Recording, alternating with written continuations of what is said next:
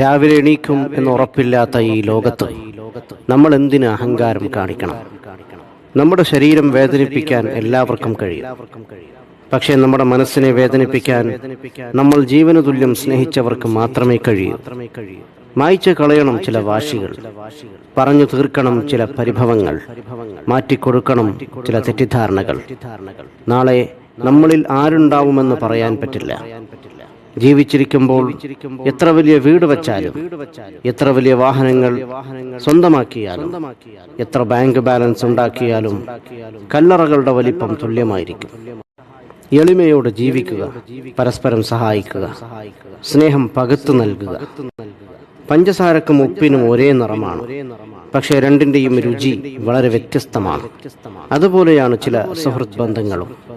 സ്നേഹിക്കാനൊരു മനസ്സുണ്ടെങ്കിൽ പിന്നെ കുറവുകൾക്കൊന്നും അവിടെ സ്ഥാനമില്ല. കുറവുകൾ അറിഞ്ഞു സ്നേഹിക്കുമ്പോഴാണ് സ്നേഹം യാഥാർത്ഥ്യമാവുന്നത്. കൂര ചെറുതാണെങ്കിലും അതിനുള്ളിൽ സമാധാനമുണ്ടെങ്കിൽ അത് കൊട്ടാരത്തെക്കാൾ വലുതാണ്. നമ്മളെക്കാൾ ഉയരത്തിലുള്ളവരെ നോക്കുമ്പോൾ നമുക്ക് വിഷമവും ദുഃഖവും തോന്നാം. നമ്മളെക്കാൾ താഴെയുള്ളവരെ ഒന്ന് നോക്കൂ, അപ്പോൾ മനസ്സിലാകും നാം എത്ര ഉയരത്തിലാണെന്ന്. ഉറങ്ങാൻ കിടക്കുമ്പോൾ എല്ലാവർക്കും മാപ്പ് കൊടുക്കുക. ശുദ്ധ മനസ്സോടെ ഉറങ്ങാൻ ശ്രമിക്കുക. സ്നേഹം ചെറുപ്പത്തിൽ സൗജന്യമായി ലഭിക്കുന്നു. യൗവനത്തിൽ അതിനായി അധ്വാനിക്കേണ്ടി വരുന്നു. വാർദ്ധക്യത്തിൽ അതിനായി യാചിക്കേണ്ടി വരുന്നു. ചിലർ നിങ്ങളുടെ മുന്നിലെത്തുന്നത് ഒരു അനുഗ്രഹമായിരിക്കും. ചിരിക്കുന്ന മുഖങ്ങൾ സൂചിപ്പിക്കുന്നത് അവർക്ക് ദുഃഖമില്ലെന്നല്ല, മറിച്ച് അത് കാണിക്കാതിരിക്കാനും കൈകാര്യം ചെയ്യാനും അവർ പഠിച്ചിരിക്കുന്നു എന്നതാണ്. സ്വന്തമെന്ന് തോന്നുന്നവരോട് എന്തും നമ്മൾക്ക് സംസാരിക്കാൻ കഴിയും. എന്നാൽ വായിൽ നിന്നും പ്രതീക്ഷിക്കാതെ കേൾക്കുന്ന വാക്കുകൾ മനസ്സിൽ വല്ലാതെ മുറിവേൽപ്പിക്കും. ജീവിക്കാനുള്ള ഒരു അവസരവും പാഴാക്കരുത്. കാരണം ജീവിതം തന്നെ ഒരു അവസരമാണ്. ഒന്ന് കാലു തെന്നി വീണാൽ തീരുന്ന ജീവിതത്തിന് എന്തു ജാതി, എന്തു മതം, എന്തു നിറം.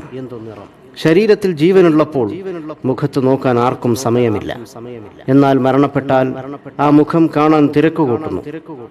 ഓർക്കുക, ജീവൻ പിരിഞ്ഞിട്ട് മുഖത്ത് നോക്കുന്നതിനേക്കാൾ നല്ലത് ജീവിച്ചിരിക്കുമ്പോൾ നിറമനസ്സോടെ മറ്റുള്ളവരുടെ മുഖത്ത് നോക്കി പുഞ്ചിരിക്കുന്നതാണ്. അനുഭവത്തെക്കാൾ വലിയൊരു പാഠവും ജീവിതത്തെക്കാൾ വലിയൊരു വിദ്യാലയവും ഈ ഭൂമിയിലില്ല. ഒന്നോർക്കുക, പാവപ്പെട്ടവനും പണക്കാരനും 6 അടി മണ്ണ് മാത്രം. Download Moj.